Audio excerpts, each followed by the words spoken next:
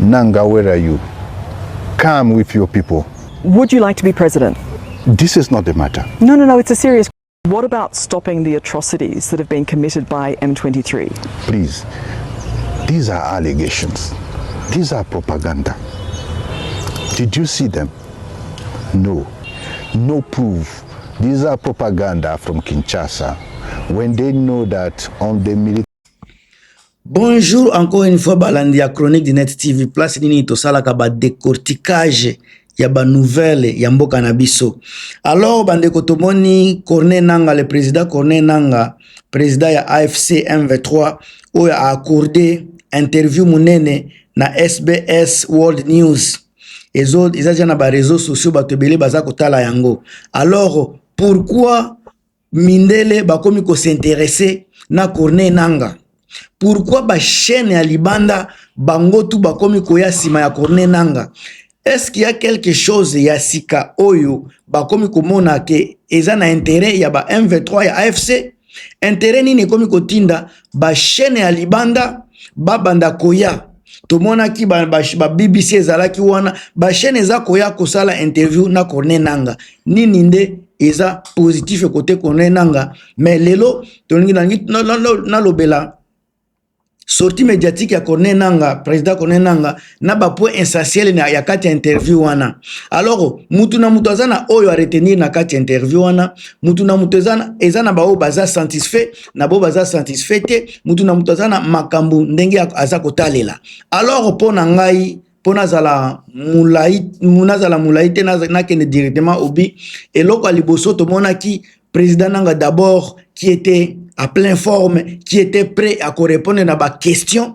Il était donc préparé. Tango bafandi babandi ko solola, Corneille Nangaa azako la kisa na journaliste wana que vraiment aza mutu intimidation te, aza wana avec toutes les qualités possibles ya kozala vraiment coordinateur soit président ya mouvement. Et loko na yoka ki na ba point essentiel balobela ki etomona nga na yoka ki refus clair ya étiquette ya criminel ndenge bazako incriminaliser nani Corneille Nangaa asali refus ne loko wana. Donc alors minute politisation des accusations. Alors Nangaa rejette toute qualification judiciaire et ça la ba crime ya ba trahison à les présenter comme des décisions politiques du régime de Tshisekedi pour les décrédibiliser. Makambu oyo batu baza koloba contre Nangaa eza makambu zoleka na régime ya Tshisekedi pona ko décrédibiliser Corneille Nangaa. Alors Corneille Nangaa a transformé l'accusation à preuve de persécution politique. Et donc alibosunga na moni eza a transformé l'accusation ya Tshisekedi na persécution politique. Alors vous me condamnez parce que je suis la voix du peuple. Yangonda alobaki baza condamné parce que aza voix du peuple.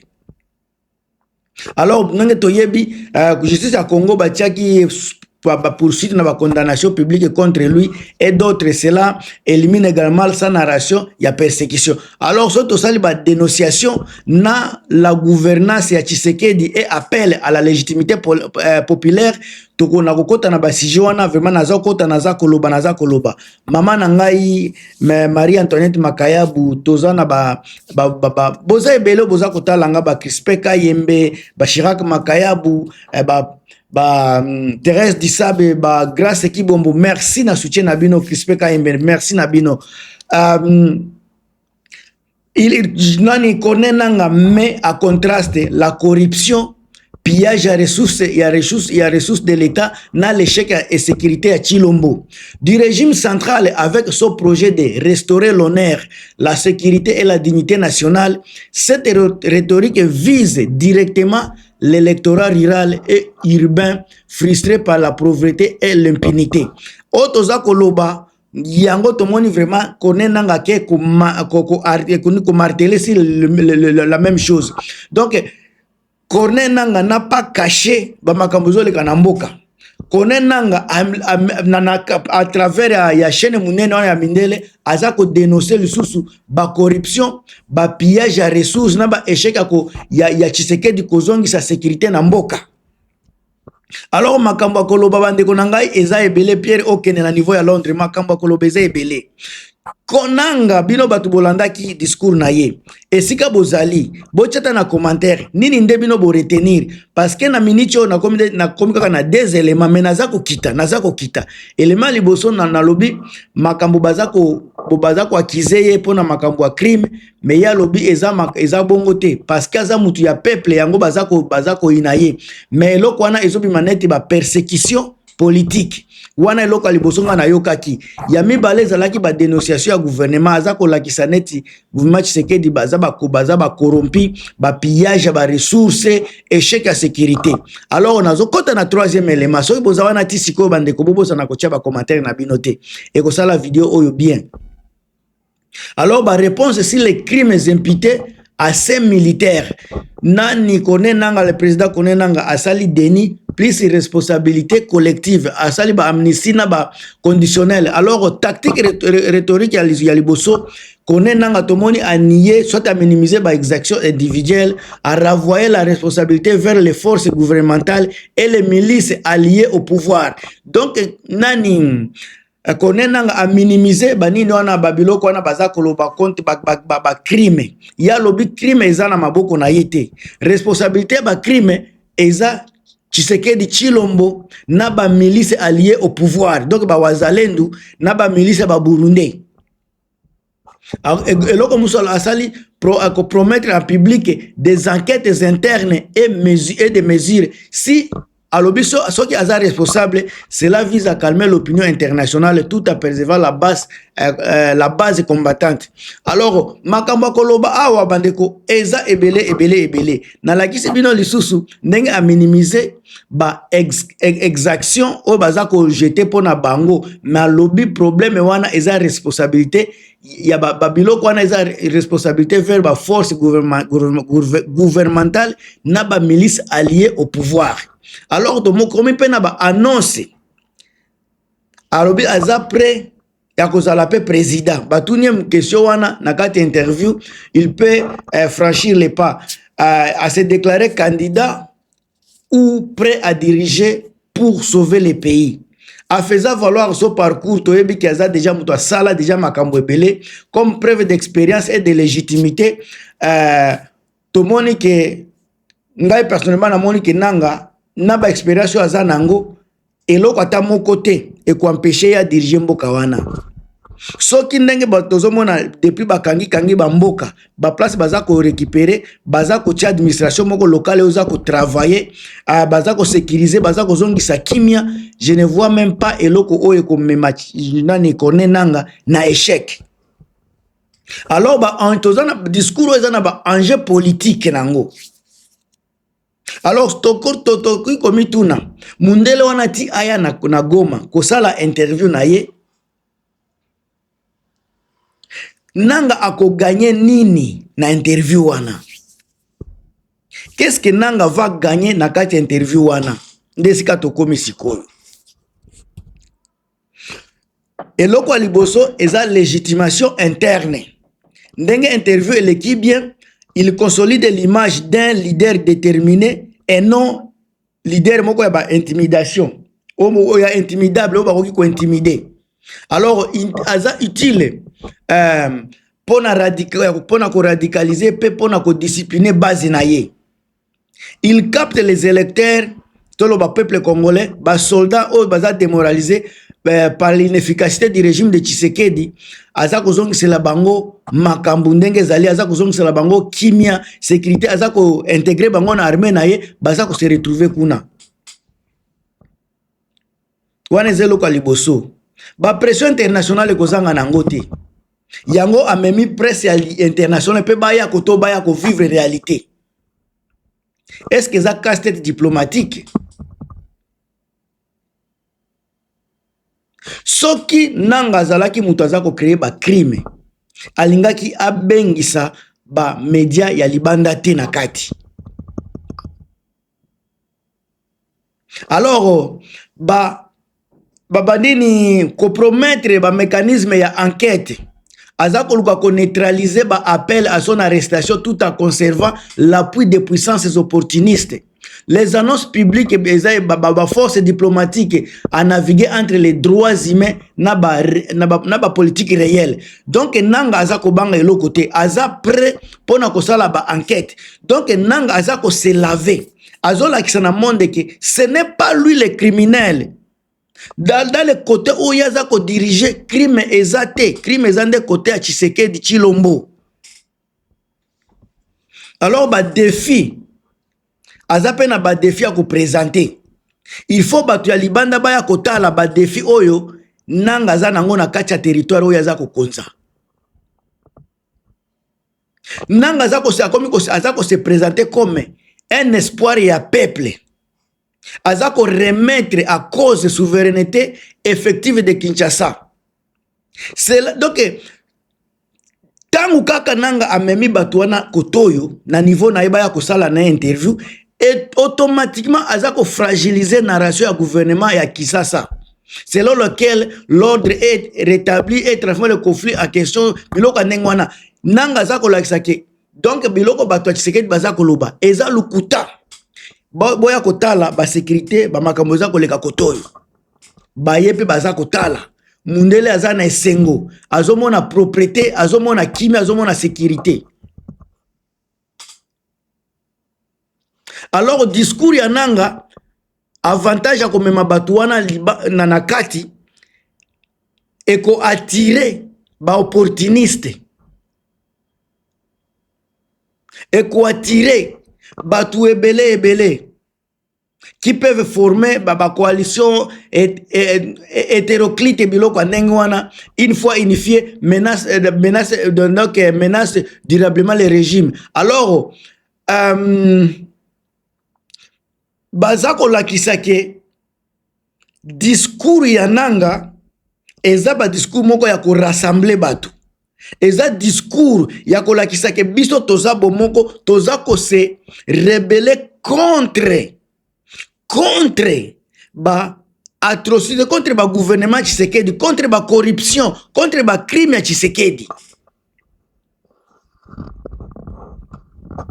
Tout en mettant la gestion des ressources au centre, il met attention les intérêts internationaux. Eza la bato ba état, eza la ba entreprise, bango tout ba ko trouver, ba ko tirer avantage na kati ba promesse de stabilité, accès en échange de reconnaissance tactique ou des contrats. Les accords régionaux et discussions internationales pèsent lourd. Alors on a makambo oyo bandeko nanga déjà azako lakisake ndenge azako diriger moi si oyo pe aza témoin à sécurité. Alors makambu oyo ba discours na ye ekoki ko attirer ba promesse eza ko attirer avantage promesse ya stabilité. Tango stabilité ko zala wana ekozala na ba échange ya ba tactique ya ba contact ebele ya ba contrat ebele. Donc nanga soki aza présenté par exemple comme un espoir ya peuple. Eza kuto exemple te eza réalité nanga na minute oza ko présenter espoir ya peuple congolais. Eza ko lakisa directement sepanti eza ko lakisa ba recrutement volontaire na soutien politique. Peuple baza ko soutenir ye, peuple baza ko soutenir sur tous les plans. Yango baza ko ya volontairement et pas na ye ko pesa ye soutien. Nanga azako jouer également simultanément la carte militaire et la carte politique en même temps. Aranda nakoloba ko jouer carte mibale wana politique et militaire azako rendre difficile si régime ya Kisasa parce que il joue bien carte politique azako jouer peu bien carte militaire naye. Alors à se présentant publiquement comme candidat, comme une personne légitime, il transforme le mandat et la condamnation en outil de propagande du régime contre la volonté populaire. Donc, présence en nanga ndenge bazako sala boye, ezako transformer babiloko ya Chilombo wana on dirait ça contre volonté ya peuple. Donc, nanga a frappé tellement fort na sortie médiatique naye. nanga akomi si Tshisekedi lokola nini kikolopo.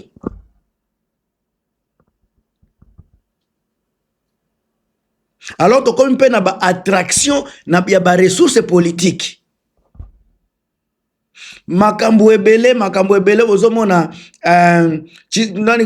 nani Corneille Nangaa aza ko promettre ba contrôle local, ba distribution ya ba biloko ya peuple congolais, ce qui renforce une emprise sur les territoires clés. Donc azana population, il travaille avec la population, azana lito ya peuple automatiquement. Surtout les vieux diplomatiques bandeko ba puissance qui veulent stabilité et accès aux minéraux peuvent être tentés de négocier, donnant à Nanga des marges de manœuvres internationales. Parce que yé aza solo la langage de stabilité, azo solo la langage ya peuple, aza solo la langage ya sécurité, azo peut s'appeler langage ya kimia. Alors bandeko,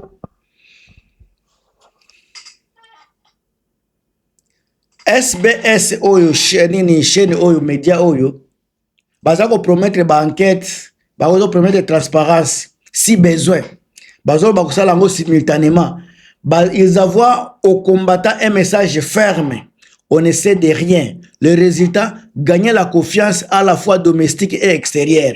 Donc na minute oyo nanga aza sur les traces ya ko gagner confiance ya ba comme la communauté internationale, na communauté à peuple. Déjà, il y a peuple qui a gagné confiance.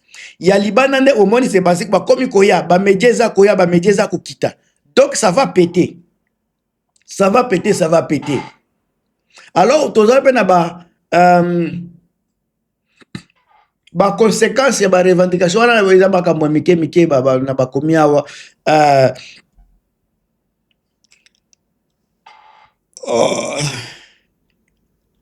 alors, bandeko, chaque geste verbal est conçu pour convertir ma persécution à légitimité. Politiquement, sobi biti ya Corneille Nangaa eza double.